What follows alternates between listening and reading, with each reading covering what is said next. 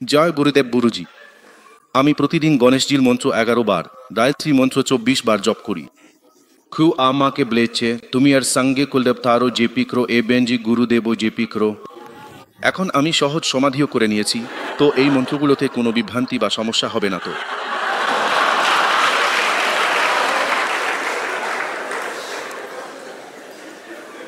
শুধু সহজভাবে এখন পর্যন্ত যা করে আসছো সেটাই করে যেতে থাকো।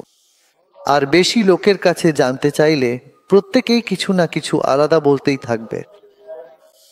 তখন তোমার আর কিছু করার জন্য ইচ্ছা শক্তি থাকবে না। তারপর শুধু মন্ত্রই মন্ত্র জপ করবে আর সারাদিন এটাই চলবে। ঠিক আছে, গায়ত্রী করো, ঠিক আছে, গণপতির করো, সহজভাবে করো, ঠিক আছে, একটু সময় বসে নিলে এমন হবে। আধা বা 45 মিনিটের মধ্যেই নিজের সব সাধনা শেষ করো। 1 ঘন্টা খুব বেশি হলে এটাই যথেষ্ট।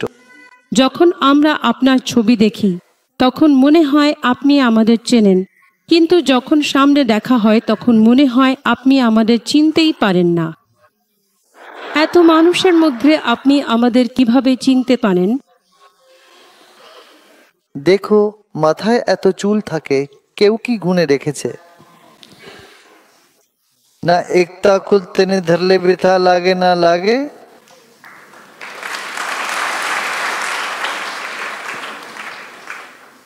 হ্যাঁ, শরীরে হাজার হাজার কোটি কোটি অণুপরমাণু আছে, কণা আছে, কিন্তু একটা কণায় যদি সূচ ফোটে তখন কি তুমি বুঝতে পারো না?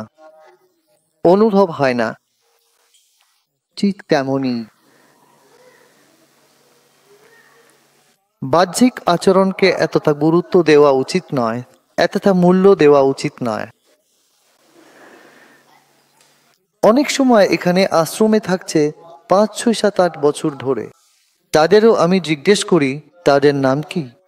কখনো কখনো জিজ্ঞেস করি, কখনো হয়তো একবারই দেখা হয়েছে, 10 বছর পর আসে, তবুও আমি তাদের নাম মনে রাখতে পারি। বলেই দিই, তোমার এই নাম, তখন তুমি আমার সঙ্গে দেখা করেছিলে। তাহলে আমাদের চেতনা যা আছে এটা অসীম গুণ সম্পন্ন, অসীম শক্তিময়। কখন কোন শক্তি কখন কোথায় প্রকাশ পায়, কখনো প্রকাশ পায় না, এটা কেউ বলতে পারে না। এটাই রহস্য। তাই সব সম্ভাবনা আছে। ঠিক আছে, তো চেনা না চেনার কথা বাদ দাও, এখানে সবাই এক। এখান দুই আলাদা হে তখনই তো চেনার প্রশ্ন হতে, তুই আমি তাই আবিকেদ। এখানে কাউকে কখনো কোনোদিনও পরের মতো অনুভব করানো হয়নি, আর করানো হবে না। যদি তোমার মনে হয় আমি এখানে পর, সে তোমারই ভুল। ওটা তোমার মন, ছোট মনের জন্য, ছোট চিন্তার জন্য তোমার মনে হয় আমি পর। এখানে কেউ পর নয়। যেখানে ভালোবাসা থাকে সেখানে পর ভাব একেবারেই থাকতে পারে না। আসুন ভাব। হ্যাঁ, এখানে ওখানে গেলে সেখানে সিকিউরিটি গার্ডরা আটকায়, তখন মনে হয় আরে আমাকে যেতে দিচ্ছে না। আর ধরো ছোট্ট বঙ্গা কুটিতে যদি এত লোক ঢুকে পড়ে,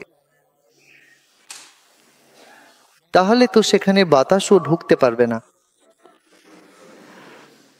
তাই এই ব্যবস্থার কারণে, অর্থাৎ এই নির্দিষ্ট কাঠামোগত বিন্যাসের জন্য একটু আধটু এখানে ওখানে কিছু নির্দিষ্ট নিয়ম কানুন বা বিধিনিষেধ থাকতে পারে, কিন্তু এর ফলে মনের গভীরে বা আত্মিক স্তরে কোথাও কোনো প্রকারের বাধা বা প্রতিবন্ধকতা অনুভব করা যায় না।